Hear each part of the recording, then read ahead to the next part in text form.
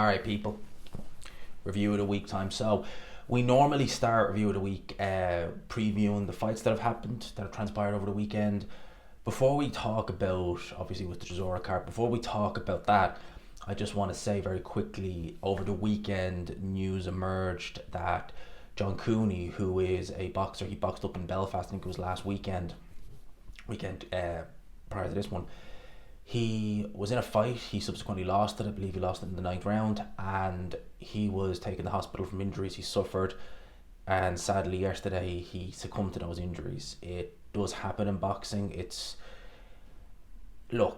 Boxing, it's a brutal sport, there's no two ways about it. Some would even argue it's barbaric. It's a sport that I love, but I'll never defend it in that regard. These things happen and it's awful. It's never nice to hear. I always hate hearing it when it happens to a young, especially to any fighter, but he was 27, 28 years old. It's nothing, isn't it? It's just, my thoughts and prayers go out to his family at this time. It sucks. It really does. It's really not nice, and you always, whenever you see it, it's never nice. It's just, yeah. R.I.P. to John Cooney. In terms of the fights that we had over the course of the weekend, again, I do believe there was a GBM show. I think it was up in Sheffield, if I'm not mistaken. I didn't really get a chance to see anything that was on that show. I saw a couple of highlights. I forget the guy's name now, but he was in, I think it was an EBU title, I think it's Thompson or something his last name was. I seen a few clips of his fight. The guy he was in there with looked absolutely terrible. Like, he looked absolutely shocking. In terms of the main card that was on last night, Zach Parker got a win. Now, I didn't actually see his fight, but Zach Parker was meant to be on this card against Willie Hutchinson. I don't think that would have ended particularly well for Zach Parker had he been in there with Willie Hutchinson. At least they were able to get a replacement opponent in on short notice, which is good. Jack Rafferty got a TKO win. Maysoon Abdullah, who had actually been looking quite good, suffered the first loss in his pro career to Zach Miller. I really want to touch on this Nathan Heaney. I'm going to probably butcher this guy's name. Sofan Kate, I think is how you pronounce that name. He's 32 years old from France. Now, he's coming into this fight. So he came into this fight off the back of a 4th round TKO victory. He faced a guy called Suleiman Mohammadi. Don't know why that name rings a bell, but it does. He was undefeated in that fight. Don't know why that name rings a bell, but it does. He fought Gary Spike O'Sullivan in Castlebar last year. That was on the Dylan White Christian Hammer show. And he actually pulled a win out over 8 rounds. Only won it by a point, so you don't really know how close that really was. Normally when you see a fighter who was clearly the A-side fighter like Spike O'Sullivan would have been, losing by a point, you normally think, did he win it by more? But the referee who was scoring that fight was a little bit generous. But there's nothing in his record to suggest that, he's going to be particularly dangerous. He only had 6 stoppage wins, mind you, going into this fight. And yeah, it seemed like every time he stepped up, he's only been pro since 2018. Like every time he stepped up, he seemed to be found wanting.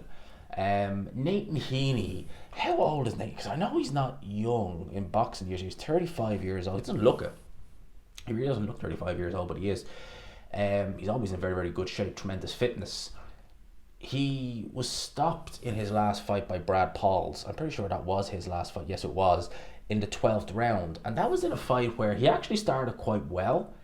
And as the rounds progressed, Paul started just getting to him. And, he ultimately took Nathan Heaney out in the final round. It had us kind of questioning, where does he go from here? Because it's not like he's a young man in boxing years and you're thinking, oh, he's 27, 28, he can come again, he just needs to rebuild, rebound, etc. 35, you're kind of like, well, there's no real kind of room for just coming back, if you know what I mean. Like, you can't just come, well, you can, but you don't have the benefit of time on your side if you want to come back and have a couple of rehabilitation fights at that age. That seemed to be what he was trying to do. Have this fight and then maybe look to fight a Denzel Bentley again or something like that, going back down the British title road. Well, his timing didn't look particularly good in this fight. He's never been the biggest puncher, Nathan Heaney. I know his record only got 6 stoppage wins. He did appear to rock this guy a couple of times, but it was round number 7 when Nathan Heaney actually landed. He actually landed a straight right hand. And he appeared to get caught in retaliation with a bit of a nothing shot, right? But Nathan Healy spat his mouthpiece out. Referee didn't really have time, to be fair, to really, acknowledge it and, start the proceedings again. But Nathan Healy touched down. And I think the referee, who was the referee in that fight actually? Because I think it might have been Bob Williams. It doesn't say there, or does it? Yeah, it was Bob Williams, I was right. I thought it was him, alright. Nathan Healy was in no state to continue. I think he should have stopped it then and there, personally. He let it carry on. Nathan Healy, they put the mouthpiece back in, but there was no real chance Nathan Healy was going to survive it. He was taking a lot of punishment, taking a lot of shots. The referee jumped in and stopped it. Right now, I don't know what you do. I don't know what you do. And he's even released a post on X saying, look, we're going to be weighing things up and think about this, that, and the other. I don't know what you do in that situation. And it's not like Nathan Healy is ever, it's not like I'm worried about his health or anything like that necessarily, but at the age he's at, 35 years old, I'm sure he'll get something in punditry. He has a bit of a charisma too. I'm sure he'll get something in and around that. Frank Warren will look after him in that sense. But I just think that career-wise, I think he looks done. Punt resistance looks gone. Timing looks all over the place. He should really, the Nathan Healy who fought and beat Denzel Bentley should be beating this guy, as far as I'm concerned. So there was that. And then obviously we had Derek Chisora, Otto Wallin. Yeah, Chisora really did put a beating on Otto Wallin. I still can't quite get over the 114-112 scorecard. That is just, I'm stumped. I'm stumped by this guy's scorecard. It really is. Who is this guy? And what has he judged before? Doesn't really say. He's a Hungarian judge. He's not really judged. But I still can't quite understand how he'd see the fight that way, because take the 2 knockdowns out of the equation, he's got Otto Wallin winning the fight. You would struggle to find 2 rounds to give to him. I mean, the 117-109 scorecard, which was by Bob Williams as well, that's probably the most accurate scorecard. And even then, I think, 3 rounds, where did he win 3 rounds from? Maybe 2? But where did he win the other one from? He was down twice. Derek Chisora, it's funny actually, because Chisora dropped Otto Wallin in the last 15-10 seconds of the 12th round. And by the time Wallin got up and was, ready to go again, he still had a good 10 seconds left to go. And they rang the bell very early in that last round. I reckon Chisora could have, at very least, got another knockdown. Otto Wallin looked terrible in there. He didn't look like he wanted to. In a way, he almost looked like he didn't want to be there. Didn't want to engage. Didn't matter what he was doing. He was getting nothing in. And he made Derek Chisora really, 41 years old. And Derek Chisora has won his last 3 fights to Washington, Joyce, and Wallin. They're not stellar names, but it's still not bad at this stage in his career, being as washed as he is, to be getting wins like that. I mean, you think about it like this. Dylan White is 4 or 5 years younger than Derek Chisora, and his last 2 fights have been against Ebenezer Tete and Christian Armour. He's looked shocking in them. At least with Derek Chisora, Otto Wallin, world ranked, or at least he was, as was Joe Joyce. I think he was anyway. And yeah, Washington, we won't really talk about that, but you get what I mean. He's still fighting world ranked guys and beating them. And beating them well, in Otto Wallin's case. So I worry about Chisora's health though, because I see him in interviews and you can hear it. There's the bit of a, that in his speech, and you're just thinking, okay, maybe if you leave now, you'll be okay. But he's still talking about going ahead with fight number 50. And actually, he talked about doing fight number 50 in Zimbabwe, his native Zimbabwe. But I seen a Boxing Scene article, I'll see if I can find it here, where he appeared to do a bit of a U-turn on the Zimbabwe fight, or the Zimbabwe location. Derek Chisora plans to return to London for his 50th and final fight. So, yeah, it seems like he is deciding, no, London is his home, and the O2 Arena, I mean, he's made that his home. The O2 Arena, Derek Chisora, they just go hand in hand. The Manchester Arena had that place looked packed. I know it wasn't completely packed. I think it's a 20,000 seater. There was probably about 13,000, 14,000 there. But the atmosphere looked incredible, as it always is in Manchester. There's always a great atmosphere up there. But Chisora he can still put butts in seats now.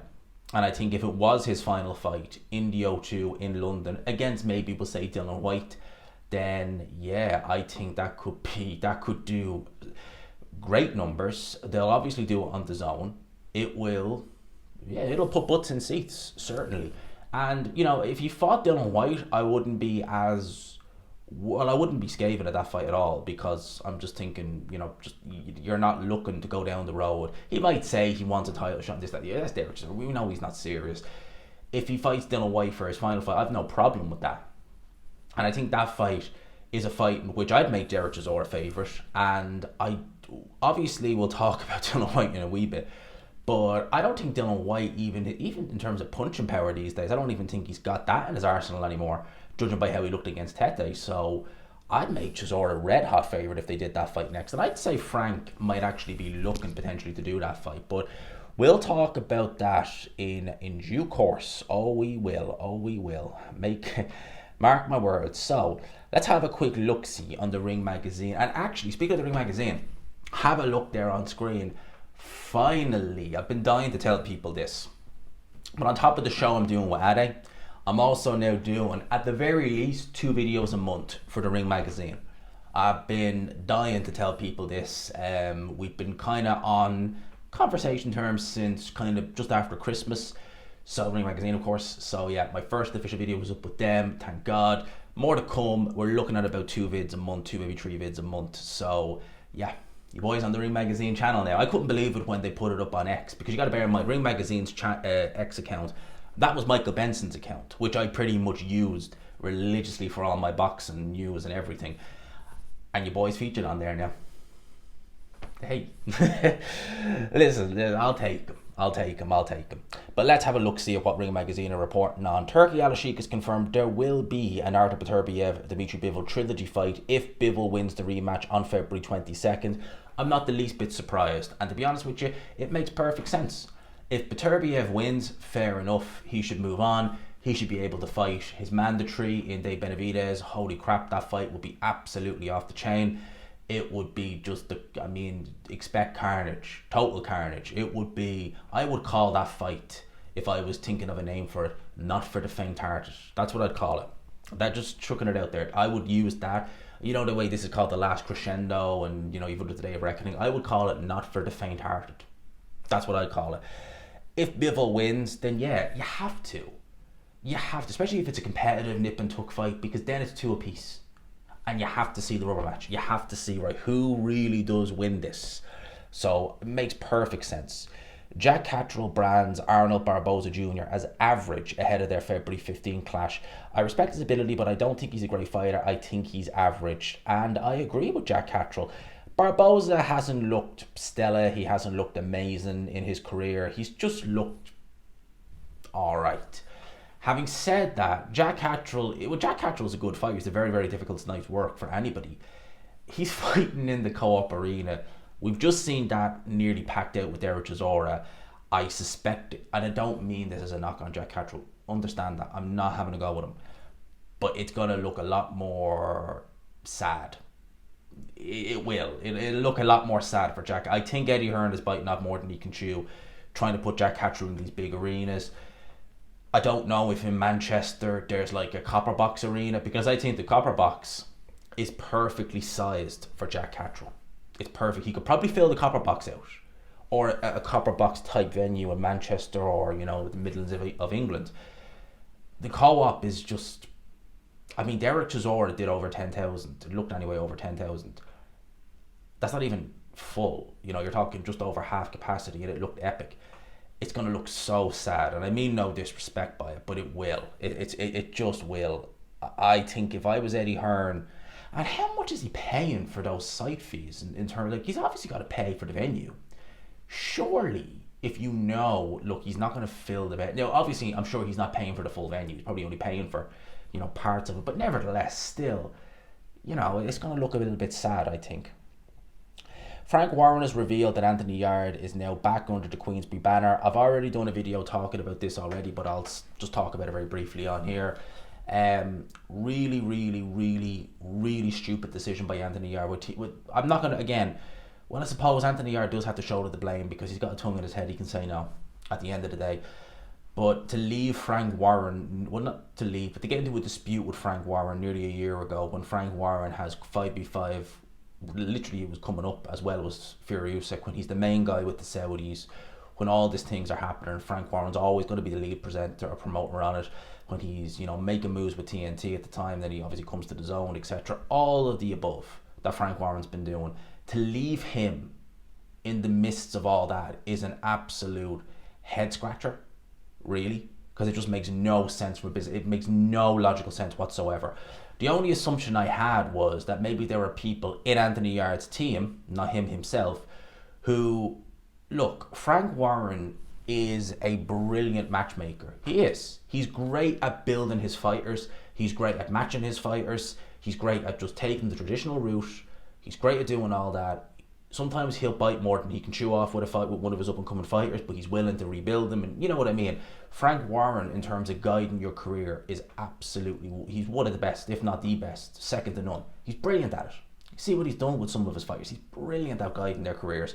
Some of them, it's not a case of bad matchmaking, it's just a case of they're just not good enough, right?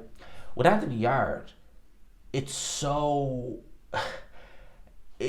not what Warren does, I get the fact he's only got 10 or 12 amateur fights, so you needed to move him very, very carefully at the start. I get that, and I'm 100% for that.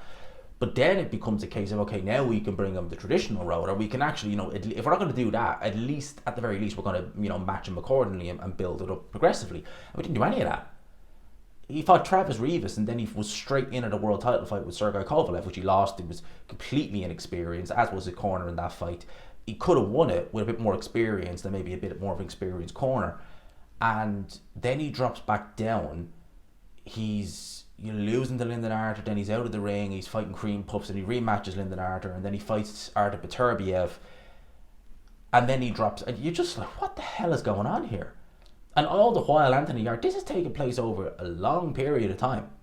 So he's getting bad habits. He's going from like low-hanging fruit to straight in at the deep end, and then he's going back for years to low-hanging fruits, and all of a sudden he'll jump straight into the deep end and wait and you see it'll be the exact same thing. He'll do well, inexperienced corner, and he'll be found wanting. And he's not a young man anymore, Anthony Yarde, in boxing terms. Absolutely ridiculous decision by his team, and I suspect it's because whoever in Yarde's team wants to be able to still try and do that.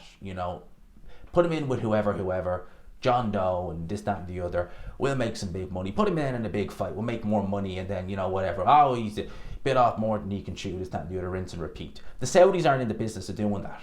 They're just not. The Saudis are not going to let you fight John Doe on every single card and then take a big fight when it suits you. They're not going to do that. Tunde can say timing is everything all he wants, but at the end of the day, the Saudis are the ones who are writing the checks that you yourself want, and I'm sure Anthony Yarde wants them too, and you got to play to their tune. Tough you know what. So I reckon it had nothing to do with courts or anything like that. I reckon it was just a case of eat your humble pie, say sorry, and let's draw a line in the sand. That's what I reckon it was. That's exactly what I reckon it was. So that is the situation with Anthony Yarde. Canelo Alvarez, his next fight has been announced. He will face William Skull for the undisputed super middleweight world titles on May the 3rd. It will be in Riyadh, Saudi Arabia, which is strange to think because Canelo, Mexico, Cinco de Mayo weekend, he's normally fighting in Las Vegas or maybe in, Texas or somewhere like that. Very seldom he's out of North America. Well, he's hardly ever out of North America in terms of fights. So we'll have a Riyadh season show in May, which is great, and it's a Riyadh season, not a ring, Riyadh season show, so it'll be epic because they always are. Canelo Alvarez, if you've one complaint about his shows, is that their undercard is normally awful. It's normally abysmal. Riyadh, they're not in the business of doing that, so it should be good. Canelo vacated that title so he'll be undisputed again. I mean, we're all going to make Canelo favourite to win this fight. But let's talk very briefly about what's going on with Canelo Alvarez. So it's been to say the least, it's been a bit of a roller coaster week if you're a fan of Canelo Alvarez or interested in his career.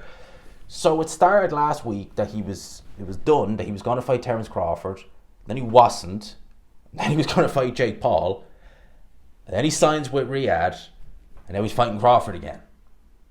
Am I missing something? Because I'm pretty sure there's more to it than just that. Am I missing something here? Crazy. Canelo played a blinder.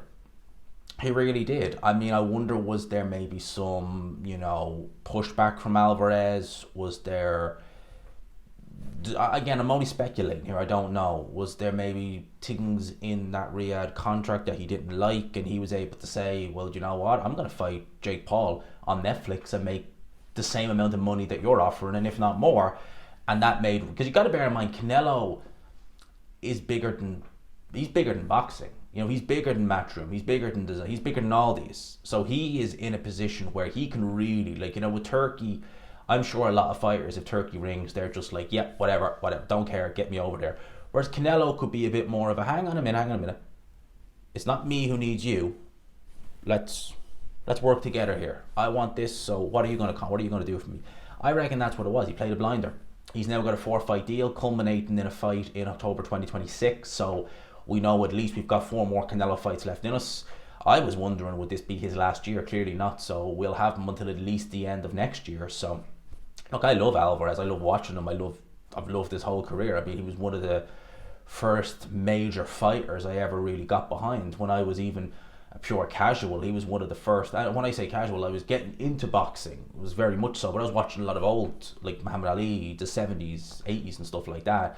Alvarez was the first kind of star in boxing. This before he even fought Mayweather, that I started to watch and really get behind. So I'll always criticize him. I mean, I think he's shamelessly ducked Beterbiev and Dave Morrell. I think his run over the last 2 years at 168 pounds has been nothing short of diabolical. So I'll always critique him, but I'll always have a little bit of a soft spot there at the same time. Turki Al-Sheikh has an opponent in mind for Naoya Inoue's Riyadh season debut, because obviously he'll be making his debut in Riyadh season in December. And it's Junto Nakatani. Now, listen, love it. There was talk it'd be Nick Ball, but Nakatani, love it, go for it. Surely you have to do that fight in Japan. Surely. It'd be like, that right there, that fight would be like having Fury versus Joshua in Riyadh. You can't do that. You can't do it. It has to be in the UK. It has to be in Wembley Stadium. That fight has to be in the Tokyo Dome. Surely. Now look, I love it and I hope they make it, but surely it has to be in the Tokyo Dome. It has to be. Surely. Now, Everything Boxing and the Ring Magazine are reporting on the Frank Warren. Basically, so Frank Warren tomorrow at about 12 p.m. UK time, he's going to be having a press conference in Manchester, and he's going to be announcing his schedule with DAZN. So from April the 1st, no joke, April Fool's Day,